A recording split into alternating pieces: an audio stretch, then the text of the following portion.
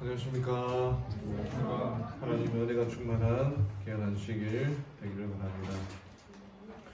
하나님의 말씀 사도행전 11장 18절부터 있는 말씀을 보겠습니다. 사도행전 11장 18절부터 26절까지의 말씀입니다.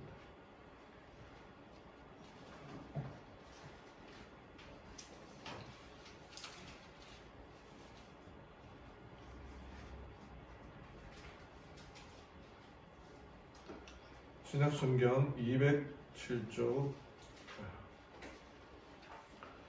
천천히 읽어드리겠습니다. 사도행전 11장 18절에서 26절까지 말씀. 그들이 이것들을 듣고는 잠잠하고 하나님께 영광을 돌리며 이르되, 그러면 하나님께서 이방인들에게도 생명에 이르는 회개를 주셨도다 하니라. 이제 스데반으로 인하여 일어난 핍박으로 말미암아 널리 흩어진 자들이 멀리 베니게와 키프러스와 안디옥까지 여행하며 오직 유대인들에게만 말씀을 선포하더라. 그들 가운데 키프러스와 구레네 출신의 몇 사람이 안디옥에 이르러 그리스말 하는 사람들에게 말하여 주 예수님을 선포하며 주의 손이 그들과 함께하므로 많은 수의 사람들이 믿고 주께로 돌아오더라. 그때에 이 일들에 관한 소식이 예루살렘에 있던 교회의 귀에 들어가며 그들이 바나바를 보내어 그가 멀리 안디옥까지 가게 하니라. 그가 이르러 하나님의 은혜를 보고 즐거워하며 그들 모두에게 권면하여 그들이 마음에 작정을 하고 주께 붙어 있으라고 하니라. 바나바는 선한 사람이요 성령님과 믿음이 충만한 사람이더라. 많은 사람들이 주께 더해졌더라. 그때에 바나바가 사울을 찾으러 다소로 떠나서 그를 만나매 안디옥으로 그를 데려오니라. 그들이 만 1년 동안 그 교회와 함께 모이며 많은 사람들을 가르쳤는데 제자들이 안디옥에서 처음으로 그리스도인이라 불리니라. 아멘. 사도행전, 움직여야 되는 겁니다. 움직이는 힘도 성령의 능력으로 움직여라. 그래서 사도행전 28장으로 끝나는 것이 아니라 29장부터의 기록이 우리가 해야 할 기록이다. 반복해서 말씀드리죠. 사도행전 설교는 좀 부담스럽습니다. 왜냐하면 그냥 듣고 가만히 있을 수가 없는 내용들이거든요. 또 나의 모습이 그 시대의 사람들의 모습과 비교가 됩니다. 그들은 박해를 받아도 쫓겨다녀도 말씀을 들고 다녔는데 우리는 박해도 없지만 여러 가지 상황들이 있는 우리의 모습들과 비교해 보면은 정말 천지 차이에 나타나는 모습들을 보게 되거든요. 분명한 방법이 있고 실천할 수 있는 길이 있는데 우리는 그렇게 살지 못하고 그냥 나의 힘, 여러 가지 핑계, 환경 탓, 사람 탓 그렇게 하고 있기 때문입니다. 그러므로 이 사도행전을 통하여 우리는 어떻게 해야 될 것인가? 성령 하나님의 능력을 간절히 구하는 기회와 시간이 되어야 생각합니다. 어떤 대장장이가 여행을 떠나게 되었습니다. 떠나기 전에 대장간에 있는 조수에게 한 가지 임무를 맡겨주었습니다. 여기 나오는 것처럼 말굽, 편자의 모양을 하나 주면서 이와 똑같은 모양으로 100개를 만들어라. 그렇게 명령을 하고 떠나게 됩니다. 그리고 시간이 지나서 여행을 끝나고 돌아와 보니까 조수가 이 주인이 말한 대로 100개의 이 말굽을 만들었습니다. 근데 이상한 일이 생겼습니다. 그 말굽들 100개를 가만히 살펴보니까 똑같은 게 하나도 없고 다 조금씩 다른 것이었습니다. 그래서 주인이 조수를 불러서 아니 똑같은 말굽을 100개를 만들려고 했는데 왜 말굽마다 조금씩 다르냐 하고 그렇게 물어보고 그 이야기를 들어보니까 그 이유를 알게 되었습니다. 알고 보니 이 조수가 주인이 준 그 말굽의 모양을 보고 그대로 하나 만들고 그 다음에 만들어 놓은 그 말국, 원래의 주인이 준 말국 말고 자기가 만들어 놓은 말국을 보고 또 그대로 만들고 또 그 만들어진 말국을 또 그대로 만들고 하다 보니까 조금씩 달라지면서 이 말굽의 모양이나 여러 형체들이 하나같이 똑같은 게 없었다라고 하는 것입니다. 만약에 이 첫 번째 말국을 보고 계속 만들었다면은 뭐 다른 게 뭐 한 개만 있을 테인데 나머지는 다 똑같았을 테인데 이 사람이 말굽을 다른 걸 첨주를 하는 바람에 다르게 된 말굽을 만들었다는 것입니다. 제가 아주 옛날에 대학 다닐 때 뭐 노가다에 그 일본말로 디모데 한 대 따라간 적이 있습니다.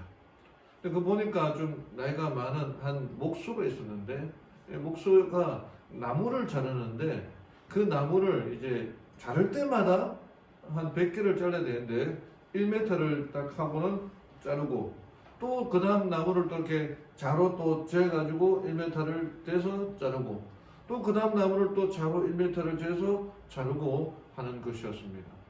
제가 그 노가다하면서 배운 게 건축할 때는 대충 뭐 그렇게 이제 배웠는데 그래서 그렇게 하면 시간이 너무 많이 걸리지 않습니까? 만들어 놓은 나무 하나 있으면 그걸 보고 딱 맞춰가지고 딱 자르면 100개 순식간에 만들 텐데 왜 그렇게 하냐고 그분에게 물어보니까 자기가 할아버지한테 배웠는데 만약에 할아버지가 내가 이렇게 대충 자르는 거 보면은 난리가 날 거라고 그분 표현으로는 죽일 거라고 그렇게 얘기를 하더라고요. 그러니까 똑같은 이 나무를 잴 때도 늘 자를 재서 자르고 또 나무를 재서 자르고 또 나무를 재서 자르고 그렇게 하는 것이었습니다. 제가 볼 때 아마 노가다 하면서 아주 보기 힘든 그런 모습을 보게 된 겁니다. 교회도 마찬가지입니다. 주님이 원하시는 교회를 사도를 통해서 하나님께서 만들어 주셨습니다. 그 교회의 모습을 보고 우리가 따라가고 하면 되는데 사도들이 세우는 그 교회를 다른 모든 사람들이 보고 또 만든 그 교회를 또 다른 사람들이 보고 하면서 점점 이 교회의 모습이 달라지고 있는 것입니다. 그러니까 후대들은 자신들의 선배들이 만들어 놓았던 그 교회의 모습으로 살아가야 되는데 조금씩 오면서 달라진 모습들을 보게 되는 거예요. 다른 교회가 2000년 전에 그 초대 교회가 지금으로 봐서는 다른 교회가 된 모습이 바로 우리의 모습이 아닌가 생각이 됩니다. 우리는 다시 늘 이 교회가 회복해야 되고 회개해야 되고 하나님께로 돌아가야 된다라고 말할 때 그때마다 초대교회, 1대 교회, 제1대 교회, 모본의 교회, 그 교회의 모습으로 돌아가야 한다는 것입니다. 오늘 사도행전 11장 18절부터 나타나는 그 말씀 중에 가장 유명한 말씀이 이 11장에서 그리스도인이라는 말이 처음으로 나오게 됩니다. 원래 이 그리스도인이라는 말은 처음에는 좋은 의미가 아니었습니다. 우리 뭐 기독교인이라고 하는데 요즘 이 기독교인이라는 말이 아주 나쁘게 지금 얘기되고 있어요. 그 기독교의 기자를 다른 글자로 바꿔가지고 이 짐승의 그 이름을 바꿔가지고 올바른 이 기독교인의 모습이 나타나지 않습니다. 그래서 저는 개인적으로 이 기독교인 말을 별로 그렇게 좋아하지 않아요. 그냥 그리스도인, 크리스찬 이게 더 모습에 맞다라고 생각이 됩니다. 그리스도인이라는 이 이름은 안디옥, 오늘 봤던 이 사도행전 11장에서 안디옥이라는 곳에서 처음으로 시작되었다라고 왜 우리가 크리스찬이라고 하는지를 그 유래를 설명하고 있습니다.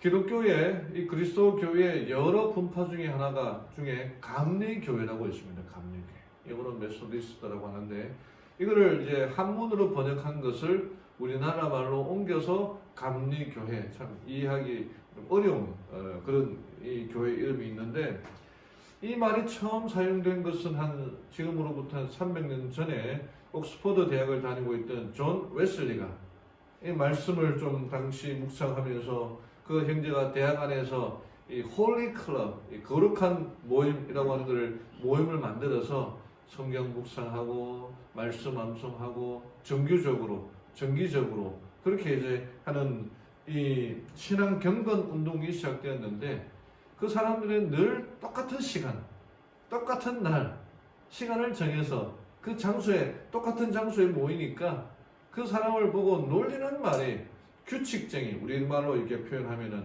규칙쟁이, 규칙주의자, 뭔 주의자 그러면 좀 약간 좀 폄훼하고 놀리는 말이지 않습니까? 그래서 규칙대로 하는 사람들, 그런 의미로 메소디스트라고 이름을 붙였는데, 그 이름이 이 존 웨슬리가 창시가 된 아주 공식적인 이름이 되었다는 것입니다.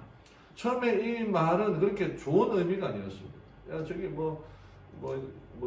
안식교회 온다, 그런 나쁜, 좀 비하하는 그런 의미였는데, 그것이 하나의 이제 공식적인 이름이 된 것처럼 그리스도인이라는 말도 처음에는 그렇게 좋은 의미가 아니었다고 합니다.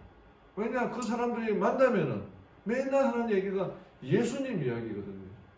자기가 이 사도들이 예수님을 만났을 때의 첫인상이 그러했고, 그분이 겟세마네 동산에서 기도하는 그 모습, 기도하실 때 우리는 잠만 자고 있었는데, 근데 그 예수님이 얼마나 정말 피땀을 흘리면서 기도하는 그 모습이, 그때 같이 기도했어야 되는데 그 기도하지 못한 게 얼마나 아쉬웠는지, 그분이 돌아가셨을 때 정말 하늘이 무너지는 것 같았고 온 세상이 다 끝나는 것 같았는데, 그 다시 부활했을 때 그 예수님을 만났을 때의 그 감동이 어떠하였는지, 만나는 예수님 이야기를 하는 거예요. 그래서 이 사람들이 그냥 크리스찬, 예수님 주의자, 그렇게 했었던 겁니다. 근데 그 이름이 이제 그때는 나쁜 이름이었지만 지금은 좋은 의미가 되었던 그 이름의 유래를 우리가 볼 수 있는 것입니다. 오늘 우리들은 크리스찬이 되어야 됩니다. 지금 이제 우리 한국에서 이 개신교 때문에, 우리 기독교 때문에 정말 나쁜 의미가 되고, 오히려 코로나에 온상이 되고, 정말 사람들로부터 칭찬받는 그런 교회가 아니라 비난받고 욕을 먹는 그 교회에 다시 한번 초대 교회의 모습으로 돌아가야 됩니다. 그때 그 사람들이 어떻게 살아가며 어떤 일을 하였는지를 다시 한번 돌아보고 하나님의 명령이 무엇인지를 살펴봐야 될 것입니다. 오늘 이 사도행전 11장 18절부터 나타난 말씀을 통하여 그리스도인이 되자라는 제목으로 우리가 배울 수 있는 것들이 몇 가지 살펴보도록 하겠습니다. 첫 번째로 배워야 할 것은 말씀을 믿는 자가 되라는 것입니다. 여기 18절에 그들이 이것들을 듣고는 잠잠하고 하나님께 영광을 돌리며 이르되, 그러면 하나님께서 이방인들에게도 생명에 이르는 회개를 주셨도다 하니라. 이 11장 앞부분에 보면은 10장에서 베드로가 꿈을 꾼 상태에서 네 발 달린 짐승, 기는 짐승, 그런 환상을 보지 않습니까? 그 환상 가운데 무슨 일인가 생각하다가 고넬료의 초청을 받고 고넬료에게 가서 하나님의 말씀을 전하는 일이 있었습니다. 당시의 유대인 법에 의하면은 이방인들하고 음식을 먹어서는 안 돼요. 같이 교제를 해서도 안 됩니다. 그들과 함께 있는다는 것 자체가 아주 사형에 해당되는 그런 일이었습니다. 그래서 베드로도 이 사도행적에 보면은 고넬료의 초청을 받았을 때 굉장한 부담을 가지고 있었다고 합니다. 그런데 초청을 받고 그들과 함께 말씀을 나눌 때에 성령의 임재를 경험하고 침례를 주게 되었고, 또 그들과 함께 교제를 나누는 이 모습들이 다른 유대인들에게 소문이 나게 된 것입니다. 그래서 하나님을 믿는 유대인들이 어떻게 베드로에게, 예수님이 제자된 베드로에게 그렇게 할 수 있느냐라고 물었을 때에 11장 앞부분에서 이러이러한 일이 내가 꿈을 꾸게 되었고, 또 고넬료도 환상을 보게 되었고, 고넬료 초청을 통해서 그들과 만나서 말씀을 전하는데 성령이 임재하게 되었고, 그 성령 임재의 결과로 그들이 침례를 받게 되었다. 그에 대한 얘기를 소상하게 이야기하게 된 것입니다. 그래서 침례를 받고 성령의 체험을 하게 되었다는 그 이야기에 듣고 있던 유대인들이 비난하고 베드로를 비방하고 그렇게 할 수 있느냐고 야단을 치는 베드로에게 그 이야기를 들었을 때에 한 반응이 바로 18절이었던 겁니다. 그게 뭐냐? 그들이 이것들을 듣고는 잠잠하고 하나님께 영광을 돌리며 이방인들에게 회개의 기회를 주셨다. 영광을 돌리는 겁니다. 이것을 듣고는 잠잠하다는 말이 하나님의 말씀, 베드로의 말을 그대로 믿었다는 거죠. 순종했다는 거죠. 그게 하나님의 은혜를 경험하게 된 거죠. 그러니까 이렇게 완고하고 하나님의 말씀에 대한 베드로에 대한 부정적인 사람들이 베드로의 말을 듣고 그대로 믿었다는 겁니다. 이게 그리스도인의 특징이 되어야 된다는 거죠. 이게 하나님의 말씀 앞에 세 가지 종류의 사람들이 있다고 합니다. 첫 번째는 아예 믿지 않는 사람, 넌 크리스찬이라고 하는데, 두 번째가 더러는 믿고 더러는 안 믿는 사람. 이것도 안 믿는 거와 마찬가지입니다. 세 번째가 뭐냐? 그대로 믿는 사람. 하나님의 말씀 약속을 그대로 믿는 사람. 그들이 경험했던 역사, 성령이 체험했다는 이야기를 그대로 믿는 사람. 어떤 사람이 나와서 안식학교 시간에 간증을 할 때에 그 간증의 이야기를 그대로 믿는 사람. 이게 크리스천이 되어야 된다. 왜 그럴까? 이상한데 뭔가 좀 꾸며낸 이야기 아닌가? 그렇게 생각하는 것은 비난 크리스천입니다. 하나님의 말씀을 있는 그대로 받아들이며 살아가는 우리 성도님들 되시기를 간절히 바랍니다. 한 3년 전에, 3, 4년 전에 이 샌프란시스코에 있는 실리콘밸리에 한 특별한 교회가 생겨났습니다. 그 교회가 뭐냐면은 하나님을 인공지능으로 섬기는 교회라는 거예요. 이게 희한하죠?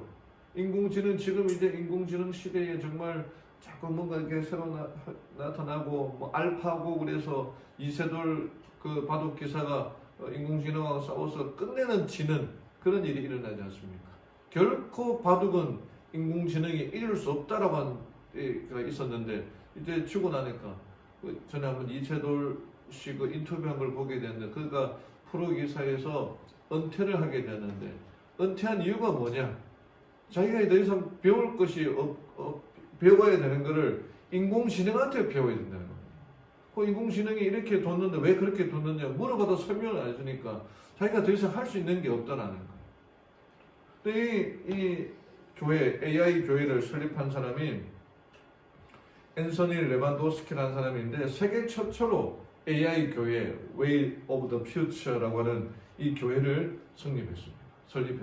그래서 왜 이 교회를 설립했냐라고 물으니까 뭐 이렇게 설명을 하는데, 제가 이렇게 인용을 안 할 수가 없어가지고 그런데 잘 읽지 말라고 어릿하게 글자를 이렇게 적거든요. 집중해서 볼 필요는 없습니다. 그 모든 우리의 모든 인류의 운명이 AI 신에게 이제 이행되었다는 거예요. 그 우리의 모든 문제에 대한 질문을 이 AI가 가르쳐 준다는 거예요. 말도 안 되는 이야기를 하고 있는 거죠. 여러분, 정말 그저 많이 못 배우고 과학적 지식이 없는 사람이라면은 이 황당한 이야기가 들려줄 수 있지만, AI라는 것 자체도 인간이 만든 거예요. 인간이 만든, 옛날에 뭐 어른들이 돌, 나무 거기다 절을 하고 신을 섬겼던 것처럼 최첨단 시대에 AI 신을 믿는 이런 희한한 교회가 생겨나게 돼요. 하나님의 존재를 부정하고 오히려 자기가 만든 신을 섬기겠다고 하는 것입니다. 여기 맥스 루켈이라는 사람이 이렇게 말했습니다. 목사님인데, 십자가는 왜 우리의 믿음의 상징인가? 대답을 멀리서 찾을 것도 없이 십자가 자체를 보면 된다. 십자가만큼 단순한 모양이 있을까? 가로 막대기 하나에 세로 막대기 하나. 가로 막대기는 양옆으로 뻗는다. 하나님의 사랑처럼 쫙 펼치는 예수님의 십자가에 달린 모습, 그 펼쳐진 사랑으로 우리를 안아주시지 않습니까? 두 번째는 위로 향한다. 하나님의 거룩함처럼 하나님과 우리를 연결하는 고리가 된다. 하나는 그분의 사랑의 넓이를 가리키고 다른 하나는 그분의 거룩함의 높이를 보여준다. 십자가는 그 둘이 만나는 곳이다. 십자가는 하나님이 자신의 기준을 낮추지 않으면서 그 자녀들을 용서하는 것이다. 십자가의 의미는 놀라운 그 십자가 의미가 점점 더 깊은 의미가 있는데 그 깊이를 찾아가야 돼요. 그 사실을 믿음으로 받아들여야 돼요. 놀라운 가치가 그 안에 있는데 그 가치를 모르고 살아가는 경우가 얼마나 많이 있는 것입니다. 여러분 이게 뭔지 아십니까? 진주입니다. 진주. 세계에서 가장 큰 진주입니다. 넓이가 무려 67cm 이 정도, 폭이 30cm, 무게가 34kg. 가격은 얼마나 될까요? 1,100억. 우리나라 돈으로 1,100억.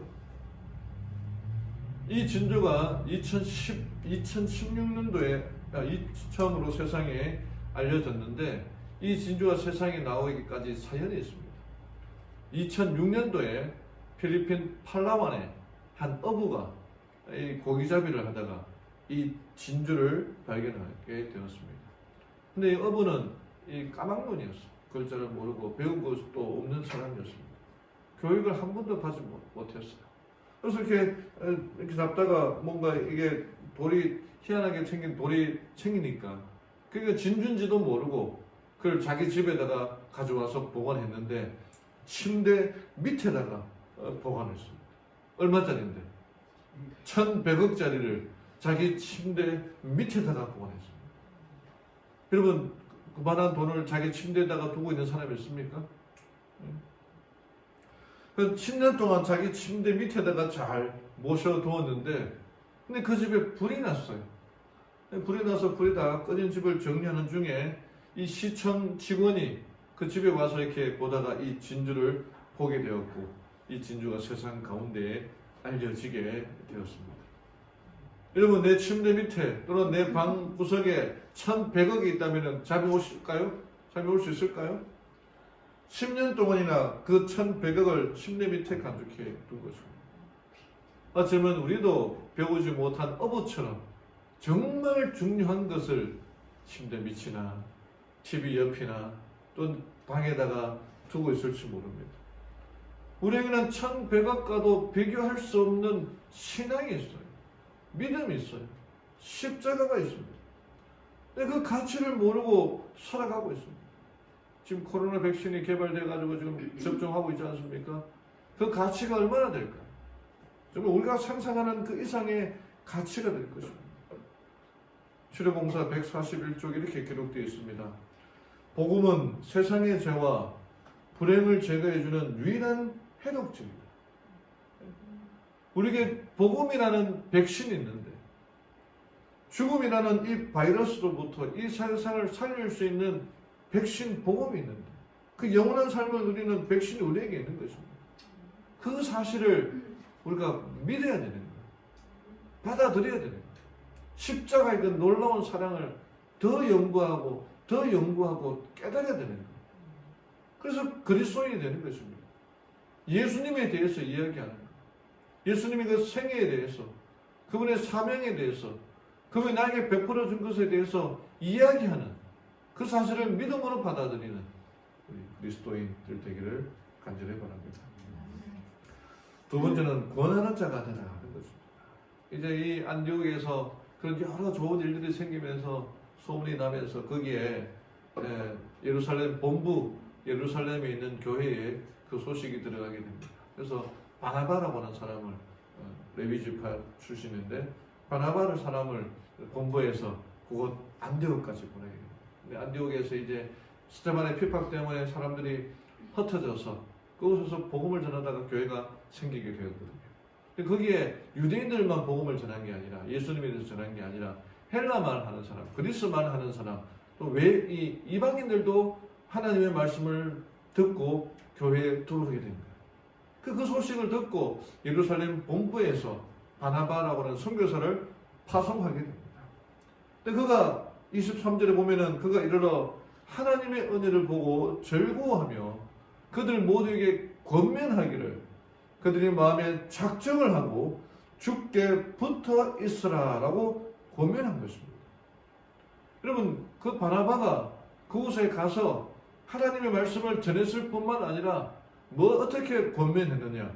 마음에 작정을 하고 주께 붙어 있어라. 그럼 포도나무에, 요한복음 15장 5절에 예수님은 나는 포도나무에 너희는 가지라 하는 말씀 알지 않습니까? 그 가지에 붙어 있어요.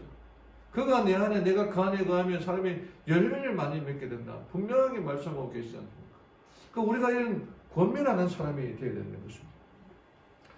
바나바는 사람들이 이루어놓은 일에 대하여 기뻐하고 더더욱더 격려하면서 용기를 줬는데 그 용기를 준 말이 하나님께 붙어 있어라. 어떤 일이 있어도 떨어져 나가지 마. 붙어 있어라. 붙어 있어라. 내가 우리 한동희 집사님 작은 동생 돌아가셨다는 소식에 성도님들이 이렇게 댓글을 달아주지 않았습니까? 그게 위로가 되는 거예요. 격려, 붙어 있어라. 하나님의 말씀으로 칭찬하는, 격려하는 거예요. 이게 우리의 그리스도인이 해야 할 일입니다. 아이고 뭐 그런 일이 있었네. 그 신앙 믿음이 없어서 그렇게 된 거예요. 교회를 잘 다니지 못해서 그렇게 된 거예요. 그건 격려가 아니에요. 비난이에요. 하나님의 말씀으로 붙들고 있어요. 그렇게 말해야 됩니다. 여기 마음을 열어주는 101가지 이야기 나오는 이야기인데 여러분들 뭐 잘 많이 들어본 이야기입니다. 남자 주인공이 테디 스톨라드라는 사람이고 여교사가 톰슨인데 이게 책에서는 우리나라식으로 이제 이름을 바꿔서 냈는데 초등학교 여교사인 김선생이라는 분이 있었습니다. 그 반에 철수라는 5학년을 맡았는데 철수라는 그 아이가 이제 있었는데 5학년 첫 시작하는 시간에 아이들에게 난 너희들을 모두 다 사랑한다. 똑같이 사랑한다. 그렇게 얘기를 했는데 본인이 거짓말을 했다. 그렇게 말을 했거든요. 근데 바로 첫 줄에 한 아이가 앉아있는데 철수라는 아이인데 뭐 허리도 구부정하고 이 아이들과 잘 어울리지도 못할 뿐만 아니라 잘 씻지도 않는지 냄새도 나고 옷도 더럽고 그렇게 하는 아이였습니다. 이 선생님도 그 아이를 보니까 좀 불쾌하고 기분 나쁘고 그러고는 애가 시험을 치는데 다 틀려요. 그래가지고 처음에는 번호마다 이렇게 X자를 뜻하가 나중에는 그냥 딱 보고는 크게 그 X자를 이렇게 딱 긋는 그런 재미도 있었다는 거예요. 아이를 이렇게 하면서. 그러다가 이 학교에서 이 담임 선생님들의 그 생활 기록부를 보게 되었는데 이 철수 거는 제일 마지막으로 미루게 되었습니다. 뭐 보기도 싫었으니까요. 그러다가 마지막에 이 철수의 생활 기록부를 보고는 깜짝 놀랄 수밖에 없었습니다. 1학년은 이렇게 기록되어 있습니다. 잘 웃고 밝은 아이임, 깔끔하게 잘 마무리하고 예절이 바름, 함께 있으면 즐거운 아이임. 2학년 때 반 친구들이 좋아하는 훌륭한 학생임. 어머니가 불치병을 앓고 있음, 가정생활이 어려울 것으로 보입니다. 그리고 3학년 때는 이렇게 기록되어 있습니다. 어머니가 돌아가셔서 마음고생을 많이 함. 최선을 다하지만 아버지가 별로 관심이 없음. 어떤 조치가 없으면 곧 가정생활이 학교생활까지 영향을 미칠 것임. 4학년 내성적이고 학교에 관심이 없음. 친구가 많지 않고 수업 시간에 잠을 자기도 함. 이 생활 기록부를 읽어보고는 이 김 선생님의 얼굴이 그냥 너무나 이 문제가 뭔지를 깨닫고 한없이 부끄러워졌다는 거. 다시 그 아이를 보게 되었고 그 상황 형편을 알게 되니까 보게 되었습니다. 그러던 어느 날 크리스마스가 되어가지고 이게 크리스마스에는 아이들이 뭐 선생님께 선물을 하고 하는 그런 이벤트가 있었나 봐요. 아이들이 뭐 조그마한 뭐 예쁘게 포장을 해서 선생님께 뭐 드리고 어떤 아이는 화려하게 어떤 아이는 뭐 여러 가지 뭐 봉투를 해서 했는데 이 철수도 선물을 가져왔는데 그 선물이 그 식료품 음식 그 마트 같은 데 가면 종이 가방 있지 않습니까? 종이 그 가방에다가 그렇게 해서 이제 어설프게 포장을 해서 가지고 온 거예요. 그래서 선생님이 다른 아이들 선물은 다 제쳐두고 이 철수의 선물을 먼저 포장을 뜯어봤는데 뜯어보니까 안에 다이아 가짜 다이아 목걸이 몇 개 알이 빠진 다이아 목걸이에 향수 한 절반 정도 남은 그 향수병이 선물로 있는 거예요. 그러니까 아이들이 그냥 깜짝 뭡니까 이렇게 웃어가지고 막 비웃으면서 그렇게 했는데 이 선생님은 이 목걸이를 차고 향수를 뿌리고 철수를 탁 하나 주면서 이렇게 격려를 했는데 그 아이가 철수가 뭐라고 말하냐면은 수업이 끝난 후에 선생님 오늘 꼭 우리 엄마에게서 나던 향기가 났어요. 이렇게 말을 하더라는 겁니다. 그 아이가 수업이 끝난 다음에 이 이야기를 듣고 한참 동안 이 김 선생님은 울었다고 합니다. 그리고 그날부터 아이들에게 읽고 쓰고 뭐 국어, 산수 그런 거 가르치기를 그만두고 아이를 진정으로 사랑하는, 진정으로 가르치기 시작했다고 합니다. 이 선생님은 철수를 특별하게 되었고, 이 철수가 공부할 때 눈빛으로 막 살아나는 것을 느꼈고, 선생님이 격려하면은 격려할수록 더 빨리 반응하고, 그 해 말이 되자 철수는 반에서 가장 공부를 잘하는 아이가 되었고, 모두를 똑같이 사랑하겠다는 거짓말에도 불구하고 가장 귀여워하는 학생이 되었습니다. 그리고 초등학교를 졸업하고 1년 후에 철수에게서 편지가 왔습니다. 선생님은 저의 최고의 교사입니다. 6년 후 중학교, 고등학교 졸업하고 편지가 왔는데 고등학교를 차석으로 졸업했습니다. 당신이 아직도 내 평생의 최고의 선생님입니다. 그리고 10년 후 대학을 졸업하고 제가 저희 학교에서 1등으로 졸업하게 됐습니다. 선생님께 가장 먼저 알려드리고 싶었어요. 대학 생활이 쉽지 않았지만 즐거운 날들이었습니다. 그리고 또 4년 후 의대를 졸업하고 편지가 왔는데 저는 오늘 의학 박사가 되었습니다. 어떻습니까? 그리고 제가 다음 달 27일에 결혼을 하게 되었다는 소식을 선생님께 가장 먼저 알립니다. 선생님께서 꼭 오셔서 제 엄마가 살아 계셨다면 앉으셨을 자리에 대신 앉아 주시기 바랍니다. 이제 저에게 남은 가족이라면 선생님밖에 없습니다. 아버지께서 작년에 돌아가셨고, 선생님은 편지를 받고 기꺼이 그렇게 하겠다고 화답을 했습니다. 어찌 됐을까요? 결혼식장에 이 선생님은 가짜 다이아몬드 목걸이를 차고 그 향수, 반쯤 남은 향수를 뿌리고 이제 그 결혼식에 참석하였습니다. 이 결혼식이 마치고 난 다음에 어엿한 의사가 된 이 철수는 선생님에게 이렇게 말했습니다. 선생님, 절 믿어주셔서 감사합니다. 제가 중요한 사람이라고 말할 수 있게 해주셔서, 그리고 제가 훌륭한 일을 해낼 수 있다는 걸 알게 해주셔서 정말 감사합니다. 선생님 이렇게 대답합니다. 철수야, 너는 완전히 잘못 알고 있구나. 내가 훌륭한 일을 해낼 수 있다는 걸 알려준 사람이 바로 너란다. 널 만나기 전까지는 가르치는 법을 전혀 몰랐거든. 근데 이 이야기가 우리 아이들에게만 해당되는 이야기가 아닙니다. 우리 어른들, 우리 그리스도인들에게 필요합니다. 격려하는 말을 해야 됩니다. 말씀을 가지고 꼭 붙들고 죽게 붙들어 있어야 됩니다. 그렇게 말하는 우리 그리스도인들이 필요합니다. 믿음 안에서 잘 자라가고 있는지, 말씀 안에서 잘 커가고 있는지 항상 확인하고 얘기해야 됩니다. 우리 성도님들은 잘하고 계신 것 같아요. 어떤 일 안 좋은 일 있을 때 전화하고 또 격려하고 위로하고 기도하는 게 필요하다는 거죠. 우리나라 속담 이런 말이 있어요. 칭찬과 격려는 귀로 먹는 보약이다. 보약은 보통 입으로 먹지 않습니까? 근데 칭찬과 격려는 귀로 먹는 거예요. 어려운 가운데 있을 때에, 안 좋은 상황에 빠졌을 때에, 그건 네가 좀 신앙생활을 잘못했어 그래. 교회 잘 안 다녔어 그래. 헌금생활 충실하지 못했어 그래. 그렇게 말할 필요가 없습니다. 그리 할수록 하나님의 말씀으로 위로하고 격려하고 또 하나님께 붙들어 있도록 그렇게 하여야 된다는 것입니다.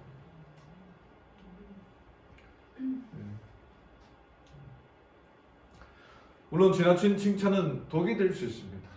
그러나 하나님께서 가르쳐 주신 그 말씀의 능력으로 우리 성도들을 함께 붙들고, 바나바가 정말 그도 똑똑한 사람이었고 말씀을 잘 아는 사람이었지만 그가 했던 겉면의 말은 작정을 하고 하나님께 붙어 있으라고 말했거든요.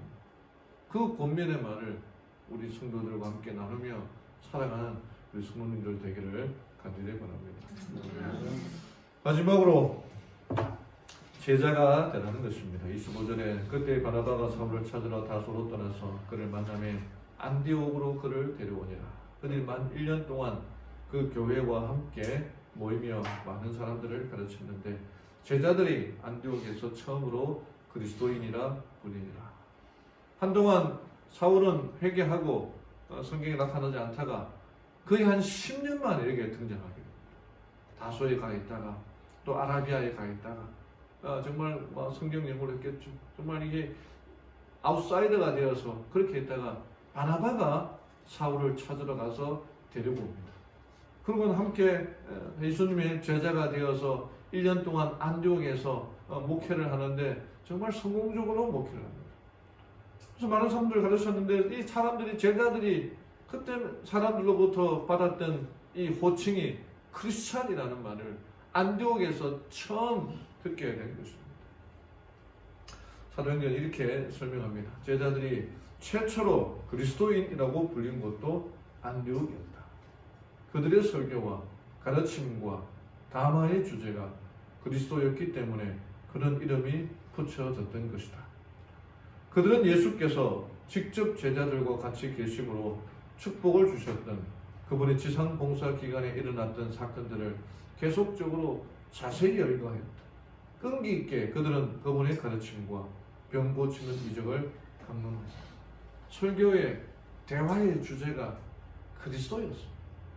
이게 떨리는 입술과 눈물 어린 눈으로 그들은 동산에서의 그리스도의 고민, 배반당하심, 신문, 그리고 처형, 원수들이 그분께 관한 모욕적 처사와 고문을 참으시는 그 인내와 겸손, 그리고 당신을 핍박하는 자들을 위하여 기도하신 하나님의 동정에 대하여 말하였다.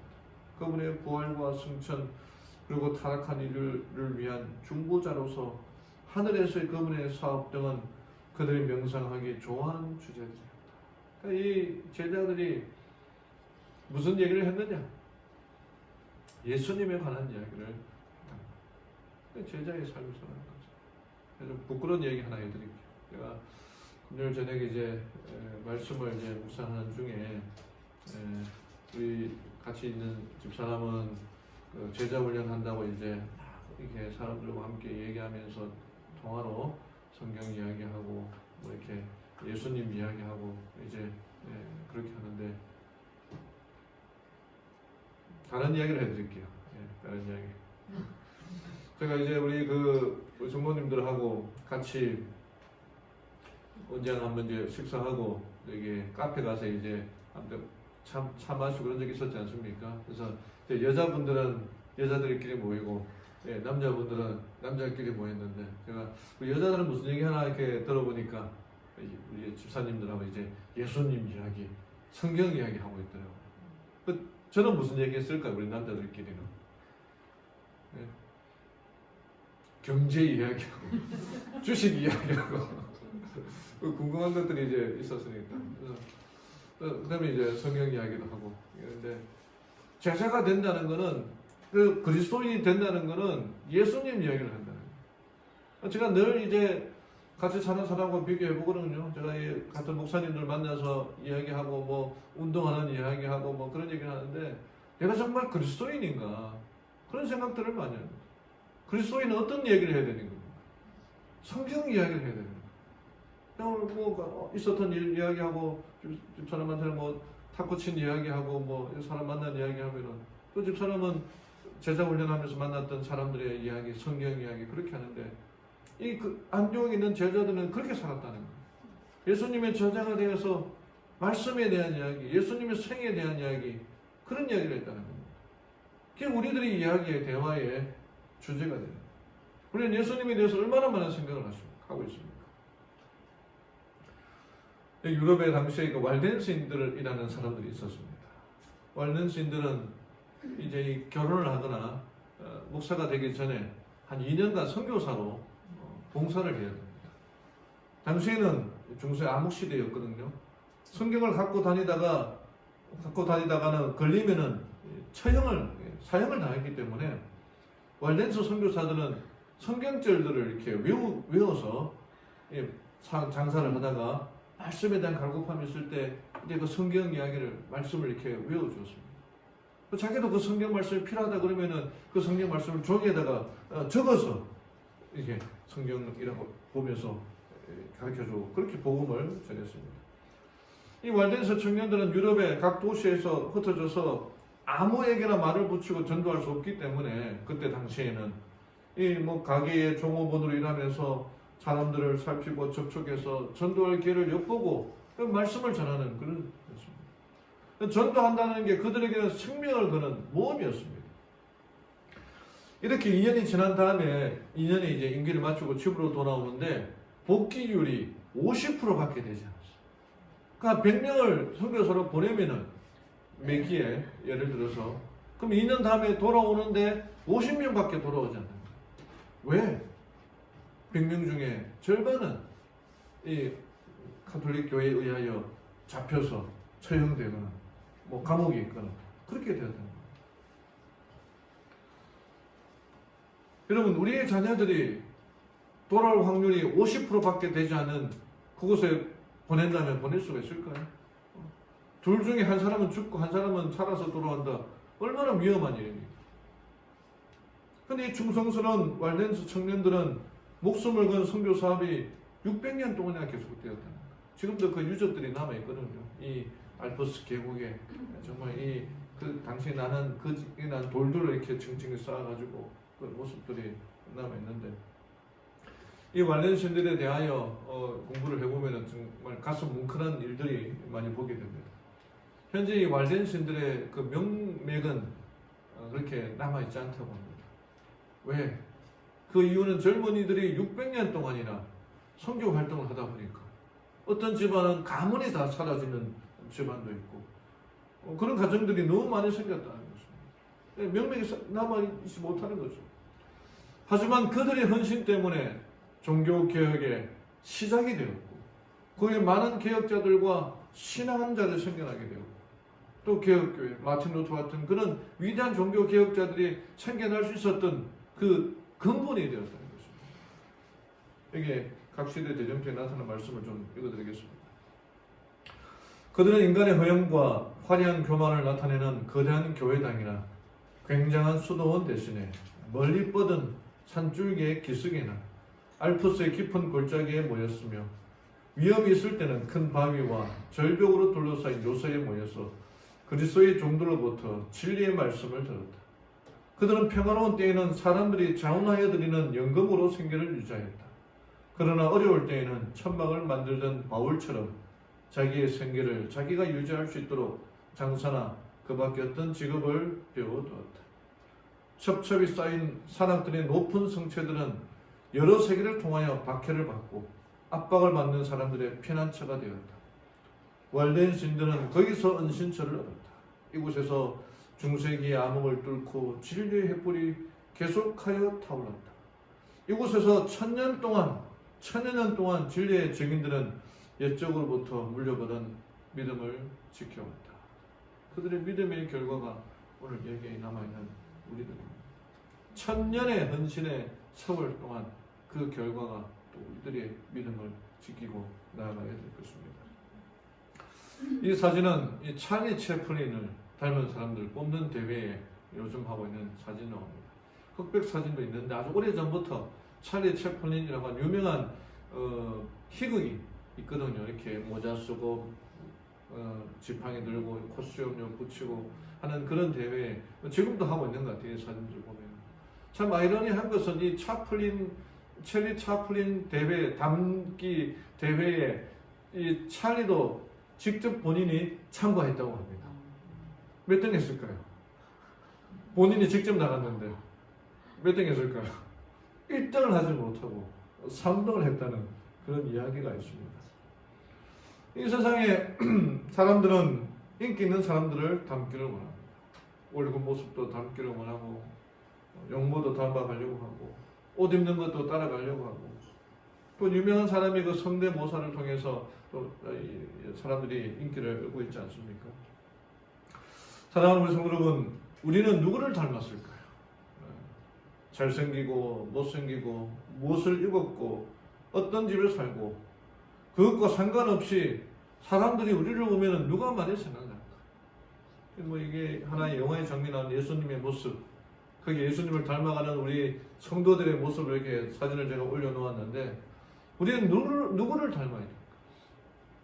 그리스도, 그리스도를 따르는 사람, 그리스도를 닮은 사람, 크리스찬이 되어야 한다는 것입니다. 사랑하는 성도 여러분, 말씀을 그대로 믿는 자가 되기를 바랍니다. 약속의 말씀 믿고 그대로 받아들이고 살아가는 우리 성도들이 되기를 바랍니다. 원하는 자가 되어야 됩니다. 그리스도인은 바나바가 은혜를 받고 성도들에게 믿음 안에 죽게 붙어 있어라 라고 말하는 것처럼 사랑과 친절의 말을 통해서 격려하며 위로하며 구원하며 살아가는 자가 되어야 됩니다. 예수를 생각하고 예수에 대하여 말하는 제자가 되기를 바랍니다. 그분이 가신 길을 따라가므로 제자로서 삶을 살아가며 살아가는 모든 성도들 저와 여러분이 되기를 바라며 오늘 말씀을 마치겠습니다. 아멘.